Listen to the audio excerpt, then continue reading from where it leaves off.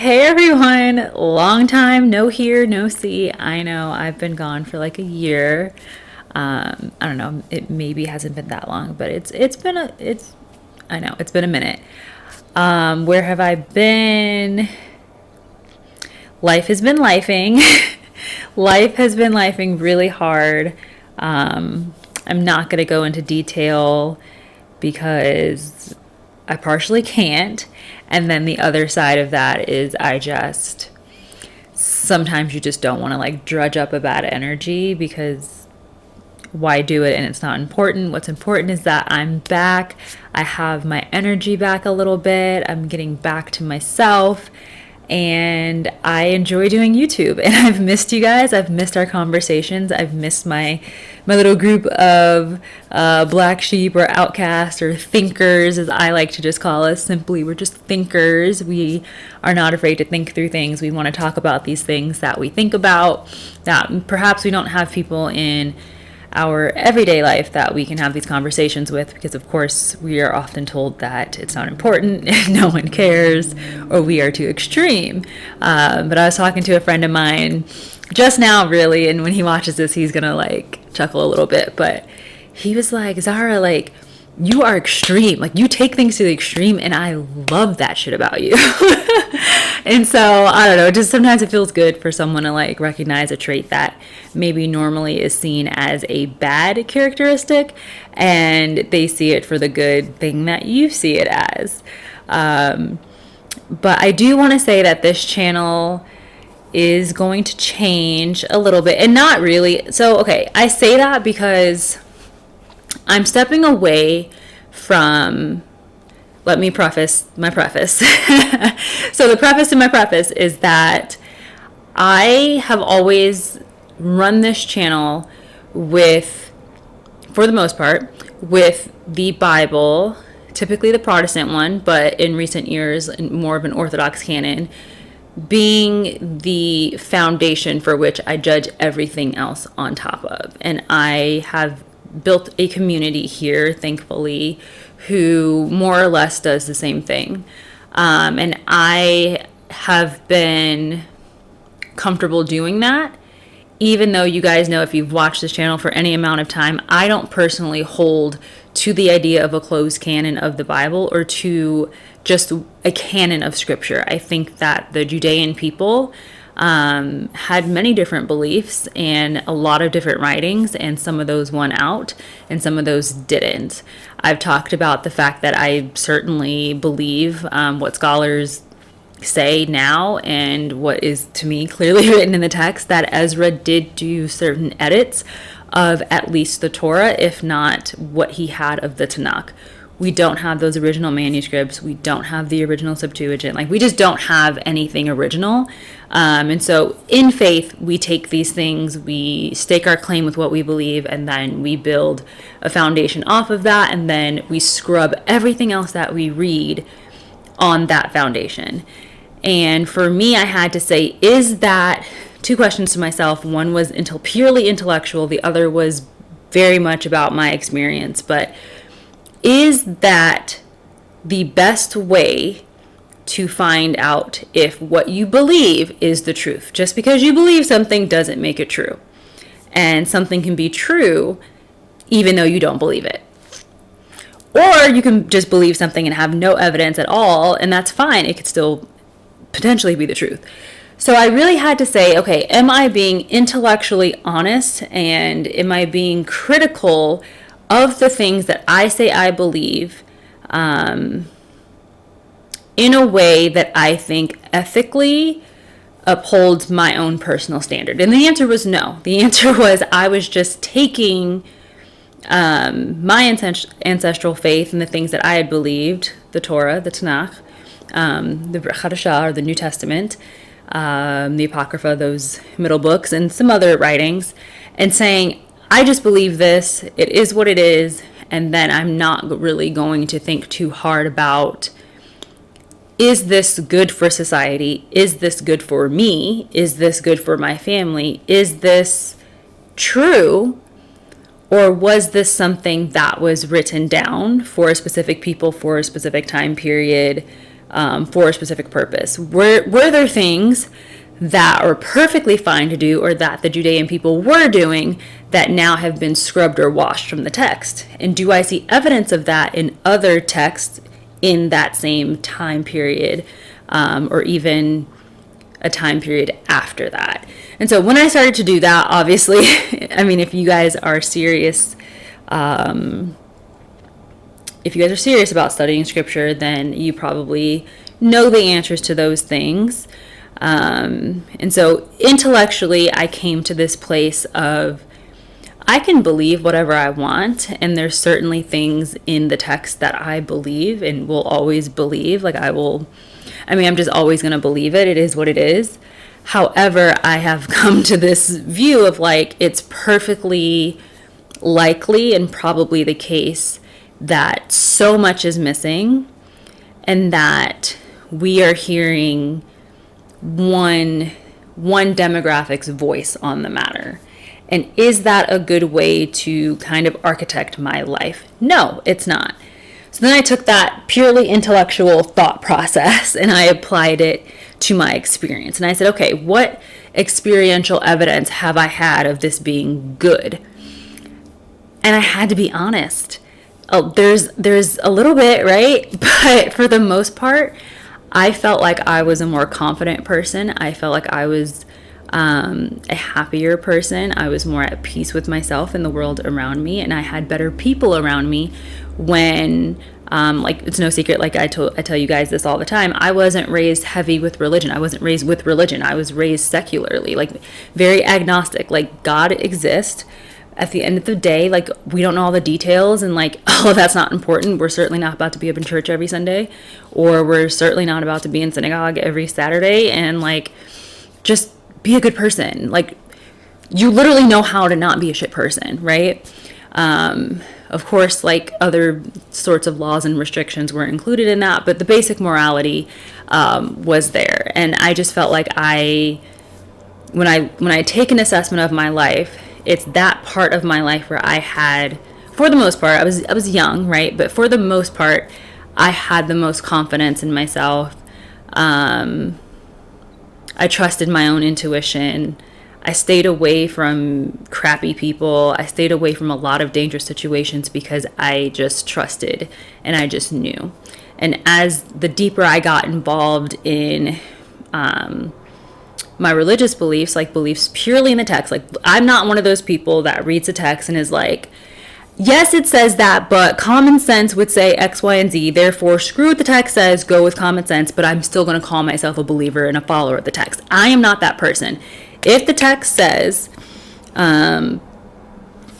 this is the way it is, then that's the way it is. If there's, for an example, because I know y'all are what the hell is she talking about? So for an example, as I read through the text, there is no real true protections for women and children outside a national Israel. If you are not living within the nationhood of Israel, under the jurisdiction of the judges, the kings, the prophets, the priests, if that's not your reality, which it's none of our reality, but if that's not your reality, then trying to follow the ordinances and the rules and the commandments of that system, that paradigm, will fuck you up. It will mess you up in the here and now when we're under this different jurisdiction. Why? Because people view things differently, people will react differently, and you don't have the same court protections. You certainly don't have the religious protections, and nobody can get stoned for nothing.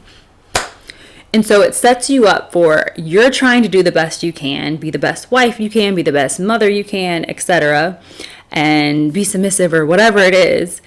And you could be getting beat. You could be, being deceived, lied to, cheated on, neglected. And maybe if you have a congregation, you can go run and tell your pastor, but at the end of the day, he really can't do anything. He can't stone him. He can't put him in jail. He can kick him out the congregation. He can do little discipline. But if that person doesn't care, that man in that situation doesn't care, then there's nothing really that can happen. There's no true protections for women and children who are trying their best to fall under the jurisdictions the jurisprudence, if you will, of the text. There's just not. And so intellectually, you have to say, this just can't, you can't follow it. Or you have to say, I see what it says. That's just not going to work for me in the here and now. So I'm going to do whatever does make sense. And a lot of people still call themselves a follower of the text. No, you're not. You are remixing the text to make it work with real life because you don't want to let the text go, but you're trying to make it seem like the text is giving you this protection, and it's not. Okay. So it's things like that. There's a lot of other things, but it's things like that where I had to just say, anytime I've tried to make a decision purely following what the text is literally saying, there's no ifs, ands, buts about it. Do this, do not do that. You can't, like, there's no interpretation required, right? Anytime I've made decisions based on that, I've seen the evidence in my personal life of it does not work out. You get taken advantage of, and then there's no protection, there's no help, there's no immediate punishment. The only thing you can hope is like, oh, that person's gonna burn in hell later. But y'all know I don't believe in that type of hell, so then it's like some kind of way you're gonna pay for it in the afterlife, which is well and good. You know, I certainly hope all of my ops, all of my enemies get that, get whatever they have coming. But at the same time, to me, I don't want to say any good God, but like anything that makes sense, logical sense, is, to me, there has to be a checks and balances. There has to be some sort of punishment for your action, some sort of consequence in the here and now. And I don't mean like, oh, depression, or oh, you feel bad. I mean like you actually have physical, tangible consequences for your actions. Not I can lie, cheat, manipulate, abuse, and then be rewarded with cars, houses, clothes, and a good reputation. Like, that's not, it doesn't work for me. And so that's like one of those smaller examples. I feel like that's relatable. I feel like people can understand what I'm saying when I say that. There's much bigger issues, but I don't want to get into that. I also don't want to offend anyone and make it sound like I'm picking apart something that they hold near and dear to their hearts. Of course, like I'm always going to be Jewish. It is what it is. I'm a Jew.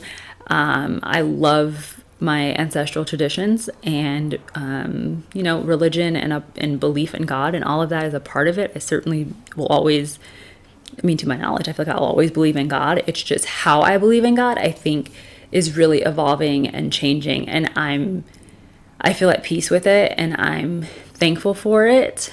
At the same time, understanding that it's going to be perceived and heard a certain way. And I'm okay with that. I'm okay with that now. I probably would not have been strong enough or okay with it back then, because I know the comments, I know y'all are going to pop off.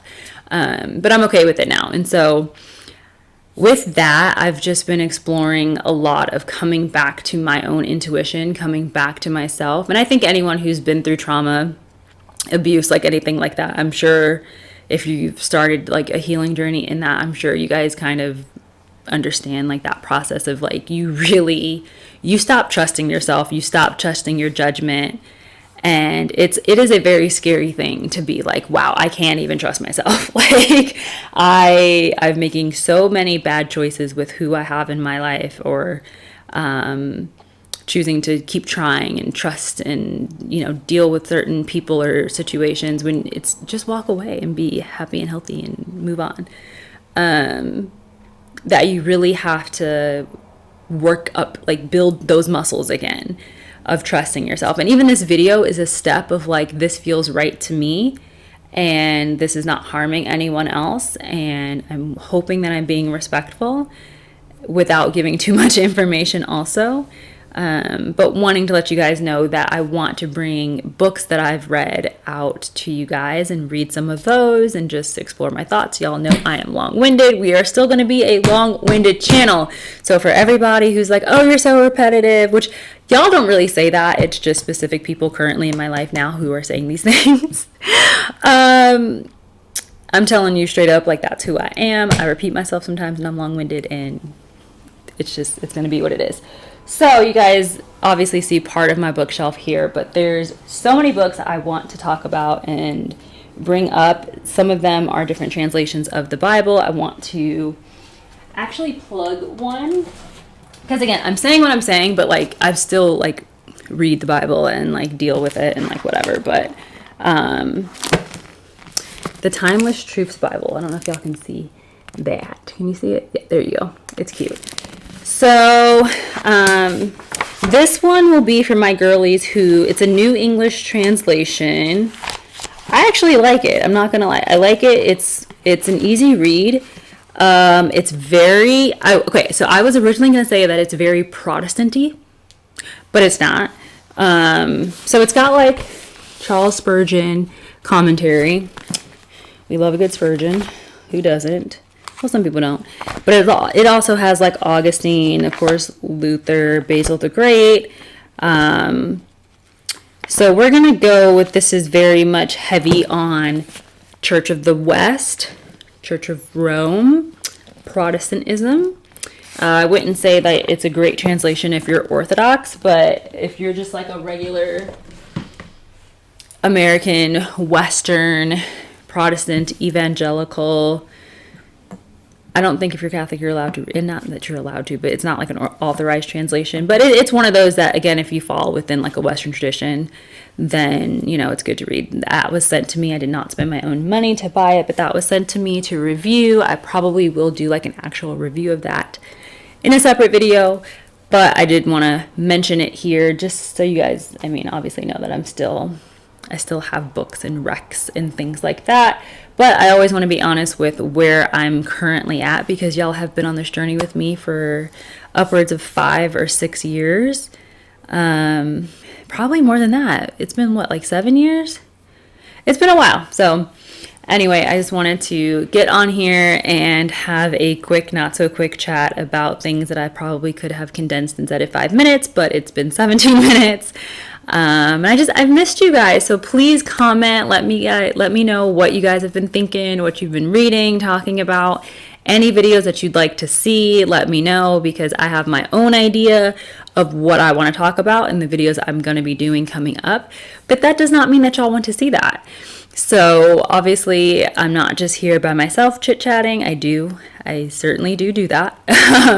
But that doesn't need to be filmed. So you guys let me know what you guys want to hear me chit-chat about, if anything. And if you're just here because you like the vibes and for some reason you are like, this girl's always somewhere doing something, thinking something, believing something different, great, I love it. Stay here. We are going to talk about the Baha'i faith, because I've not been looking into it, but I've just been reading about it. And I just got some questions. I got some questions for the people who don't see a link between Zoroastrianism and Christianity. I have some questions for you guys, and I legit want y'all to answer, but I also want to talk about the Baha'is, because I feel like they see a link. I've got some of those writings, which I really like. A friend of mine was actually Baha'i for a little while. I think I'm saying it right, Baha'i or Baha'i, for a while, and I learned a lot from her. And then, of course, I've got some other things to bring up that y'all will probably call me like a witch or something for, but like, I'm not a witch, guy. I don't think I'm a witch. I'm not. I feel like you have to be trying to be a witch, but I feel like the second you get into herbs or anything spiritual or meditation or, you know, understanding crystals, or I have like the loudest hallway in the world, or like understanding tarot or anything like that, like people are like witchcraft, and I've come out of that completely. I don't think like that. It's really just assessing things as they come. What is this? What is its benefit? What's its con? And going from there. So anyway, I'm gonna shut up. Thank you guys for still being here. I'm still me, guys. Z is still Z. But anyway, like, comment, subscribe, and until next time, Imir Hashem. Bye, everyone.